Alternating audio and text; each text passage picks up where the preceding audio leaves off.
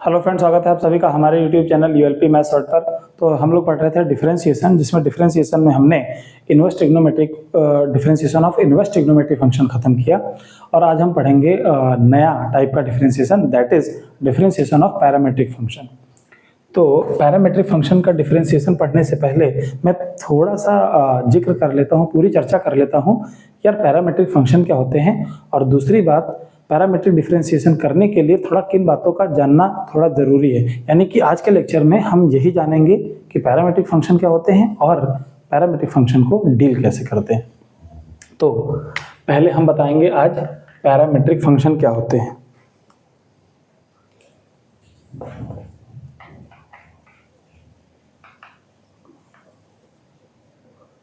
Parametric function ये तो देखो पैरामेट्रिक फंक्शन क्या होते हैं। जैसे हमने कहा कि y equals to F X, ये एक फंक्शन है, is a function of x।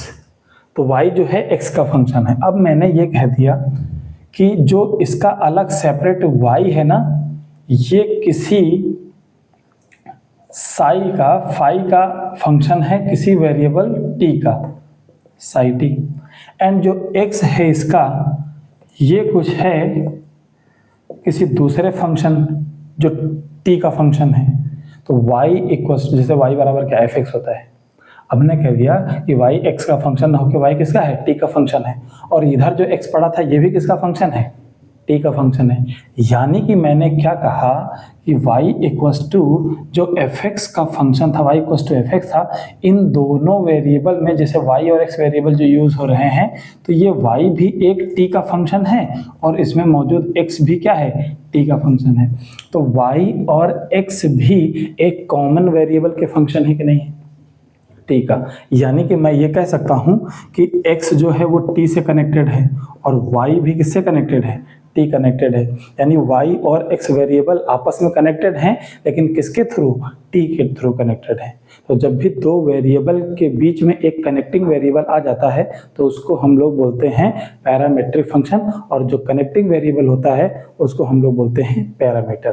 तो जैसे मैं वर्ड में लिख दूं कि x and y are both connected to the parameter,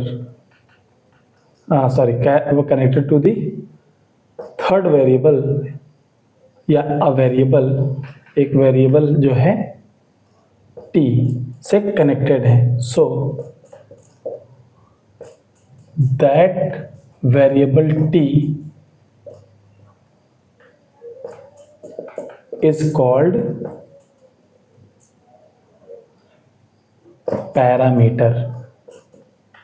parameter उनको बोलते हैं। एंड जो x equals to phi t दिया गया है, भाई t से कनेक्टेड है, एंड y दूसरा वेरिएबल ये भी एक फंक्शन t के फंक्शन से कनेक्टेड है। तो इन इक्वेशंस को हम लोग बोलते हैं पैरामेट्रिक इक्वेशन,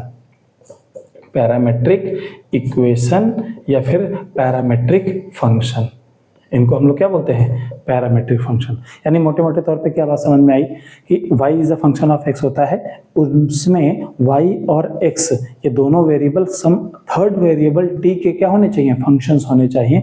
तो जो तीसरा इन्वॉल्व वेरिएबल होता है उसको हम लोग पैरामीटर बोलते हैं, और तो हमारे पास तीसरा जो वेरिएबल है उसको क्या बोलते हैं, पैरामीटर बोलते हैं। और जो इक्वेशन दी जाएंगी x equals to some function of t and y equals to some function of t, इसको हम लोग बोलेंगे पैरामेट्रिक फंक्शन। तो ये होता है पैरामेट्रिक। कुल मिला के 3 वेरिएबल की कहानी रहती है, जिसमें एक वेरिएबल कॉमन होता है जिसको हम लोग पैरामीटर बोलेंगे।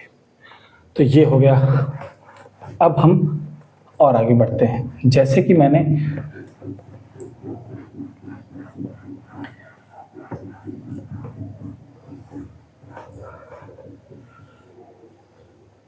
हमने ग्राफ या एक ऐसे ही कुछ लिखा मैंने, X square plus Y square equals to A square. अब जो लोग जानते हैं वो उनको पता होगा कि ये एक सर्कल की इक्वेशन है। जिसे नहीं भी पता है तो मान लो भैया एक सर्कल की इक्वेशन है और 0,0 जिसका सेंटर है और जिसकी रेडियस कितनी है, a है, तो ऐसे सर्कल की इक्वेशन को ऐसे लिखा जाता है। इसी की जो पैरामेट्रिक इक्वेशन है वो ऐसे लिखी जाती है। ये सर्कल है की इक्वेशन है कार्टेशियन फॉर्म में, इसी की अगर मैं पैरामेट्रिक इक्वेशन लिखूं, पैरामेट्रिक इक्वेशन, तो वो हो जाएंगी x equals to a cos theta and y equals to a sin theta. ऐसे ये दोनों इक्वेशन क्या है, पैरामेट्रिक इक्वेशन है किसकी, उस ऊपर वाले सर्कल की। लेकिन कभी कभी ये तो हमने यहाँ पर बता दिया, लेकिन आपको अगर ये न दिया जाए कि कौन सा कर्व है, सिर्फ पैरामेट्रिक इक्वेशन दी जाए, तो इन पैरामेट्रिक इक्वेशन से कैसे पहचानोगे कि वो सर्कल होगा। तो मैंने क्या बोला, सपोज दैट ये सर्कल ना दिया रहता, ये सर्कल की इक्वेशन कुछ ना दिया रहती और ये बोल देता कि ये यार पैरामेट्रिक इक्वेशन है, ये बताओ कौन से कर्व की इक्वेशन है। तो जब भी तुम्हें पैरामेट्रिक इक्वेशन दी जाए और तुम्हें उन पैरामेट्रिक कर्व से उस कर्व को पहचानना है जिस कर्व की ये पैरामेट्रिक इक्वेशन है, तो क्या काम करो, सीधे पैरामीटर को एलिमिनेट कर दो। To eliminate the parameter, parameter कौन है, थीटा, ये एलिमिनेट हो गया तो वाई एक्स में रिलेशन मिल जाएगा कि नहीं मिल जाएगा, और वही हमारे पास मेन फंक्शन या मेन कर्व की इक्वेशन आ जाएगी। लेकिन एलिमिनेट कैसे करें पैरामीटर को, तो मेरा ये कहना है कि कोई एक हार्ड या फास्ट रूल नहीं है पैरामीटर को एलिमिनेट करने का। पैरामेट्रिक जो इक्वेशन दी जाती हैं वो किस तरह की पैरामेट्रिक इक्वेशन दी गई हैं इस बात पे डिपेंड करता है कि हम पैरामीटर्स को कैसे एलिमिनेट करेंगे। इसीलिए 2-4 टाइप के क्वेश्चन कराएंगे जिससे बेटर समझ में आएगा कि अलग अलग तरह की पैरामेट्रिक इक्वेशन से पैरामीटर एलिमिनेट कैसे करें। ठीक, तो चलो जैसे इसमें मैंने पहले क्या कहा कि यार पैरामेट्रिक इक्वेशन है, इसको फर्स्ट मान लिया, इसको मैंने 2 मान लिया, और नाउ हमने क्या करा, 1 स्क्वायर और प्लस 2 स्क्वायर दोनों का स्क्वायर करके ऐड कर दिया। तो बताओ एक्स स्क्वायर हुआ कि नहीं हुआ, और प्लस वाई स्क्वायर। वैसा ही काम उधर किया, a square into cos square theta और plus a square into sine square theta. अच्छा, ए स्क्वायर अगर कॉमन आ गया तो हमारे पास कितना हो जाएगा, cos square theta plus sine square theta. ये आया कि नहीं आया। अच्छा, cos square theta plus sine square theta कितना होता है, ए स्क्वायर होता है। तो फाइनली हमने क्या निकाला कि X square plus Y square, इसकी वैल्यू कितनी हो जाएगी, ए स्क्वायर हो जाएगी। तो ये देखो निकल के आ गया। ये क्या है, ये सर्कल की इक्वेशन है जिसका रेडियस ए है और सेंटर 0,0 है। चलो ये तो मैंने बता दिया, सर्कल भी शुरुआत से यही लेकर चले थे। अब मैं एक ऐसा क्वेश्चन लेता हूं, जैसे कि मैंने कहा x इक्वल्स टू 80 स्क्वायर और y इक्वल्स टू 280। ये हमारे पास फंक्शन है, ये कौन से कर्व की इक्वेशन है। तो यहाँ पर पैरामीटर क्या है, x t से कनेक्टेड है, y भी t से कनेक्टेड है, तो कॉमन वेरिएबल t हुआ। तो यहाँ पर पैरामीटर कितना है, t है। इस t को एलिमिनेट करोगे तो काम हो जाएगा हमारा, हमें कर्व मिल जाएगा। लेकिन जैसे यहाँ हमने स्क्वायर करके ऐड कर दिया है, वहाँ पे स्क्वायर करके ऐड करने पे काम नहीं बनेगा। हमने बताया ना, हर एक क्वेश्चन में पैरामीटर को एलिमिनेट करने के अलग अलग तरीके होते हैं। तो एक काम करता हूँ मैं, यहाँ टी स्क्वायर दिया गया है, इस वाली इक्वेशन से मैं चाहूँ तो टी निकाल सकता हूँ। कितना आएगा, y/2a आ जाएगा कि नहीं आ जाएगा, और ये उठा के यहाँ डाल दो। तो x इक्वल्स टू a और टी स्क्वायर माने y/2a, भाई इसका स्क्वायर करना है, ये रख दिया। तो हमारे पास कितना आ गया, x equals to a Y square upon नीचे कितना 4a स्क्वायर आएगा। अच्छा, a से एक a कट गया और ये हमारे पास 4a बचा और 4a इधर मल्टीप्लाई हो जाएगा। तो ये हमारे पास कितना आएगा, वाई स्क्वायर और इधर 4a मल्टीप्लाई हुआ तो कितना हो गया, 4ax। ये और ये क्या आ गया, ये सब कोई पहचानता है, ये क्या होगा, ये पैराबोला की इक्वेशन आ गई, पैराबोला। और कैसा पैराबोला, कुछ यूं बनता है, ठीक है ना, ऐसे। और ये होता है a,0 जो सेंटर होता है पैराबोला का, ठीक है ना, फोकस। तो ये पैराबोला की इक्वेशन हो गई। चलो एक और करता हूं मैं,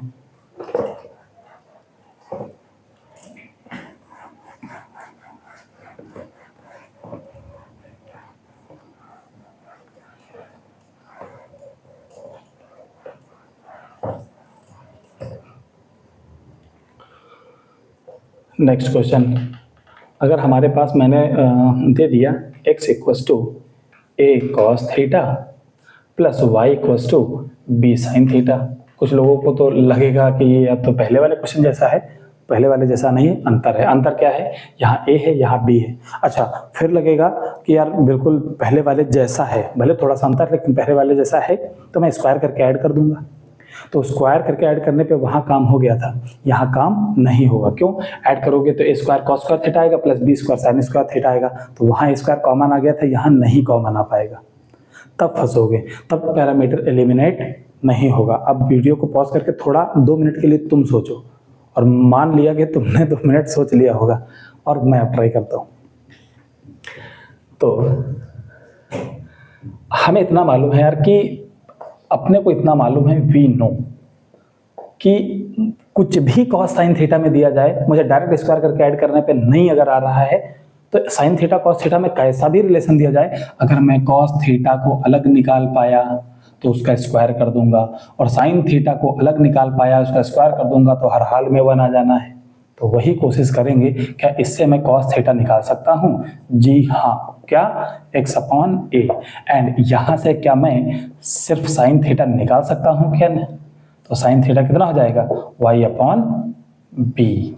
और अब हमें पता है, क्योंकि we know that cos square theta plus sine square theta equals to 1 होता है। कॉस की वैल्यू डालो, x अपॉन ए का होल स्क्वायर माने x square upon a square plus Y square upon b square equals to 1 हो गया, और theta eliminate हो गया। ये आ गया हमारे पास कर्व, और जानने वालों को पता है कि ये इलिप्स की इक्वेशन है, या तो ऐसे इलिप्स हो सकती है, डिपेंड करता है कौन सी एक्सिस बड़ी है।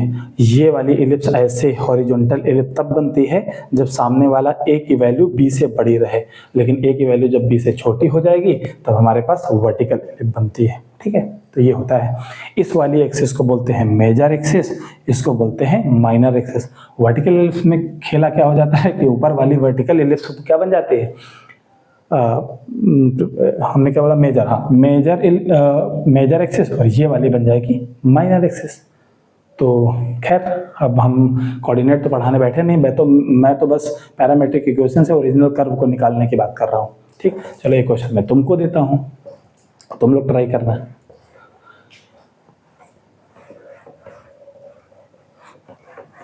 देखते हैं कितने लोगों से हो पाएगा, कमेंट करना। देखो ये वाला जो मैं क्वेश्चन देने जा रहा हूँ, ये क्वेश्चन अगर तुमसे हो जाए तो तुम बस कमेंट करना, yes sir we got the solution, या तुमने खुद से कर लिया, कहीं इधर से देखे वजह भाई दुनिया में सॉल्यूशन हर चीज़ के अवेलेबल हो गए, और आप लोग उसको एक्सेस भी पढ़ से कर सकते हो। लेकिन सीखने के दौरान अगर तुमने कर लिया तो एक बार कमेंट जरूर करना कि हाँ मैंने कर लिया।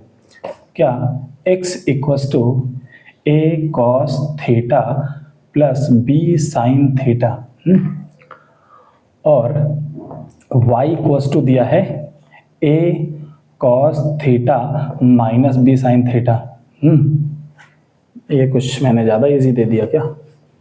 चलो, ये दो पैरामीट्रिक इक्वेशन है, मुझे पैरामीटर एलिमिनेट करके ये बताओ कि y इक्वस टू फंक्शन क्या होगा, y equals to fx find करना है, पैरामीटर को एलिमिनेट करना है, और y और x के बीच में हमें रिलेशन फाइंड करना है, यानी फंक्शन या कर्व फाइंड करना है। ठीक है, एक क्वेश्चन तो ये दे दिया मैंने, लेकिन मेरा एक और देने का मन है। क्या ऐसा ही कुछ, x equals to a cos theta plus b sine theta, ठीक है ना, और y equals to a sine theta plus b cos theta. मैं चाहूँ तो यहाँ माइनस भी कर सकता हूँ, b cos theta, b sine theta, b cos theta. Okay, ये वाला क्वेश्चन, ये और भी अच्छा क्वेश्चन है। इसमें भी क्या करना है, पैरामीटर को एलिमिनेट करना है और तुम्हें आंसर निकालना है। आंसर का सॉल्यूशन तुम्हें आ जाए तो एक बार निकालना कि हाँ, मतलब कमेंट करना कि हमसे आंसर आ गया। ठीक है, ये दो क्वेश्चन हुए और अच्छे क्वेश्चन है। तो इतनी कहानी हो जाने के बाद अब मैं डिस्कस करने वाला हूँ कि how to differentiate the parametric function, parametric function का डिफरेंशिएशन कैसे करेंगे। तो ये कहानी यहाँ पर खत्म हुई। पैरामेट्रिक फंक्शन के बारे में हमने तुमको जानकारी दे दी। नाउ अब हम कह सकते हैं, now we are going to teach about parametric differentiation. Parametric differentiation.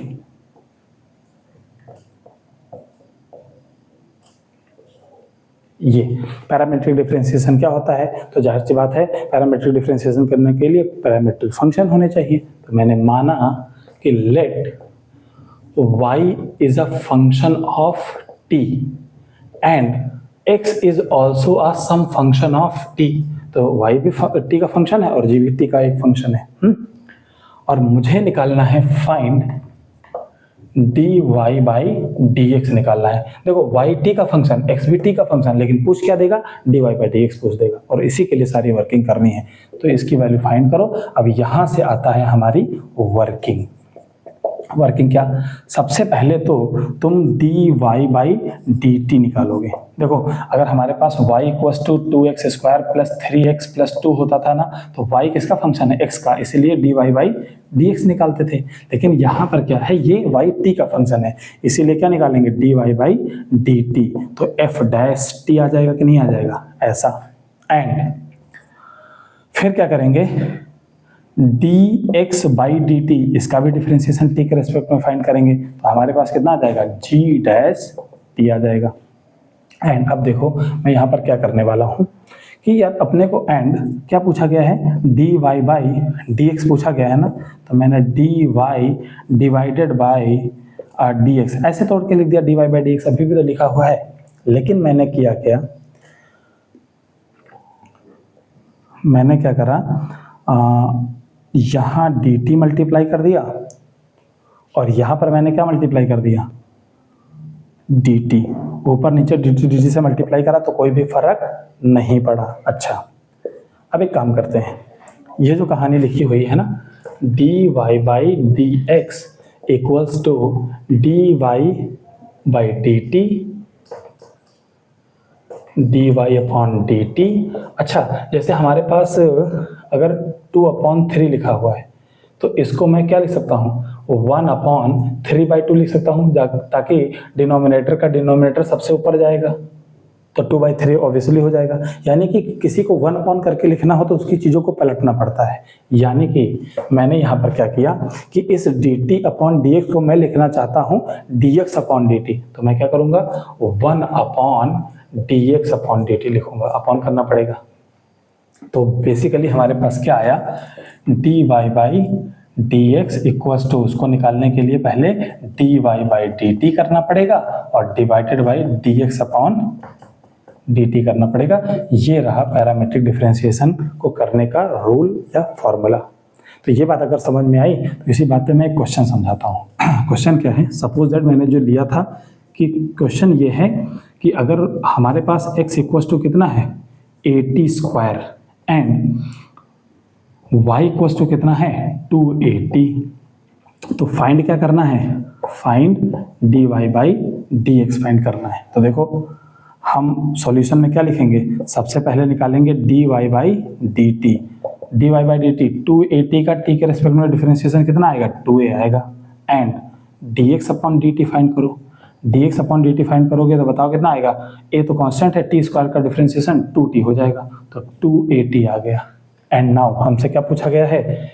Now dy by dx का मतलब क्या हुआ? dy बाई dt कितना है? 2a है, और divided by dx upon dt, और dx अपॉन dt की वैल्यू कितनी है? 280 है। और ये कट पिट गया, तो dy बाई dx कितना आ गया? 1 अपॉन t में आ गया। अब लोगों का सवाल होगा कि सर dy बाई dx निकालना है differentiation of y with respect to x, लेकिन आंसर आ रहा है t के रेस्पेक्ट में, तो t के रेस्पेक्ट में ही आएगा, क्योंकि x और y दोनों किसके फंक्शन थे? t के फंक्शन थे। हाँ, इसके आगे पूछ सकता है कि नहीं हमें x में ही चाहिए, हमें वैसे चाहिए, तो इसमें हम क्या पैरामीटर एलिमिनेट करेंगे, वो तो आगे इस टॉपिक की डेप्थ की बात है। हमने बस इंट्रोडक्शन देके ये क्वेश्चन किया, इससे पूरी बात समझ में आई होगी। तो ये रहा पैरामेट्रिक फंक्शन का इंट्रोडक्शन और पैरामेट्रिक डिफरेंशिएशन का इंट्रोडक्शन, और हमने एक क्वेश्चन बताया प्रोसेस के साथ। ये रही प्रोसेस, और इस प्रोसेस पर बेस्ड एक क्वेश्चन कराया, और आई होप कितनी बात समझ में आई होगी आप लोगों को, ऐसी मुझे उम्मीद है। ठीक है, कोई भी अगर कमी जैसे रहती है या कभी कुछ लगे कि यार हम अपनी टीचिंग में ये कुछ मॉडिफिकेशन कर सकते हैं, तो खासकर इतना तो अभी ग्रो हो गए हम लोग कि आप लोगों से सजेशन मांग सकते हैं, क्योंकि देखने वाले पहले क्या था, जब हम कभी चैनल स्टार्ट किए थे तो शुरुआत में क्या होते हैं, जिनसे आप परिचित होते हो पर्सनली, उनसे बोलते हो भाई सब्सक्राइब करो, ये करो वो करो। लेकिन अब होते होते इतने लोग आ गए हैं जिनको सच में ज़रूरत पड़ती है, और कुछ स्टूडेंट हैं, कुछ और भी देखने वाले जो कल को जुड़ेंगे, उनका मेरा ये कहना है कि अगर यहाँ से अगर आपको कुछ भी सुधार लगता है कि मुझे करना चाहिए, तो आप मुझे सजेस्ट करो। हमें बहुत अच्छा लगता है कि अगर कोई सुधार की बात करता है कि इसमें आप परफेक्ट बन सकते हो, ऐसे सजेशन का स्वागत है। और रिक्वेस्ट भी है कि अगर आपके मन में आता है तो हमारी हेल्प के लिए जरूर कीजिए। ओके, तो आज के वीडियो में इतना ही रखते हैं, बाकी बातचीत करते हैं नेक्स्ट टाइम पे। Thank you so much for watching this video. Thank you.